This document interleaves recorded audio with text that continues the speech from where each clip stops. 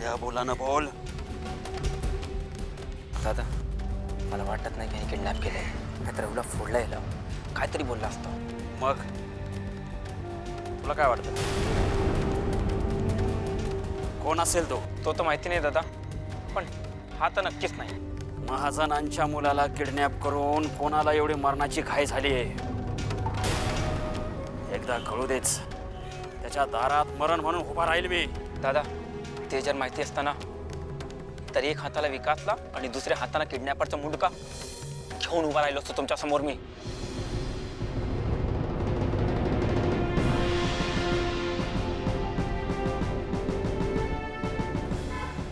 प्रवीण, तो जर सापडला ना तर त्याचा मुंडकं त्याच्या धडावर राहणार नाही. कुणाचे दिवस भरले कळत नाही. फक्त सापडायला हवा. त्याचा उलटा काउंटडाऊन सुरू झालाय आता. उलटा काउंटडाऊन. फक्त एकदाच सापडायला हवा. मग बघ त्याची काय हाल करतो ती. विष्णू, प्रत्येक गँगच्या माणसाला उचल, पण एक लक्षात ठेव, कुणालाही जीवानिशी मारायचं नाही. आपल्याला जितू सही सलामतच हवाय. हो दादा, करतो तपासणी. पण लक्षात ठेव, कुणालाही जीवानिशी मारायचं नाही. पण काय असं काय दादा? विष्णू, त्याच्याने आपल्या जितूच्या जीवाला धोका निर्माण होऊ शकतो. होय दादा, पण एकदा जितू दादा आपल्याकडे आला ना तर शपथ सांगतो कोणालाही सोडणार नाही, सगळ्यांना मारून टाकेल.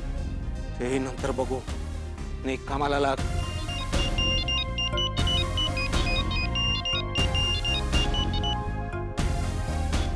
भास्कर अण्णा कोण? गावाला मी किडनॅप केला की रे. तू जितूला किडनॅप केलंस?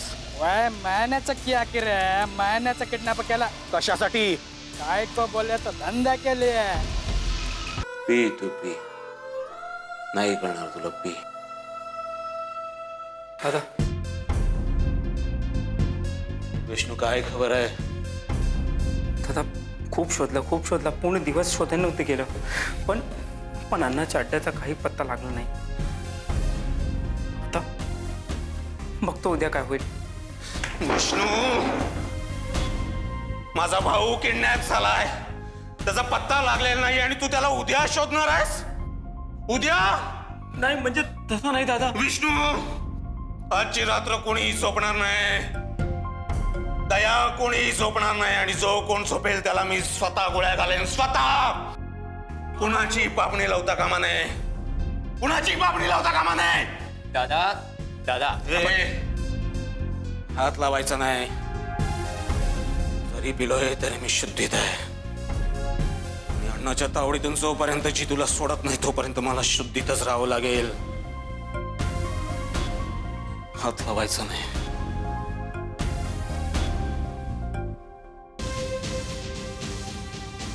दादा, अरे कुठे होतास इतका वेळ? लागला जितूचा तपास? नाही दादा, जितू दादा तपास नाही लागला. अरे मग काय करत होतास? मी काय करू दादा? ते भास्करनी कुठे लपवलंय जितू दादांना तेच कळत नाही. कट पोचतोय मी तुम्हाला. आता मलाच घराच्या बाहेर पडायला पाहिजे. सांग निघतो आणि सरळ त्या अण्णाच्या डोक्यात गोळी घालतो मी आता. दादा असं करू नका. तुम्हाला काय झालं तर? विष्णू, मला माझ्या जीवाची पर्वा नाहीये. मला जितूची काळजी आहे. सोड मला. थांब सदा. बेटा, आज आपली बाजू सत्याची आहे आणि विजय नेहमी सत्याचाच होतो. सत्याचाच होतो. बाबा,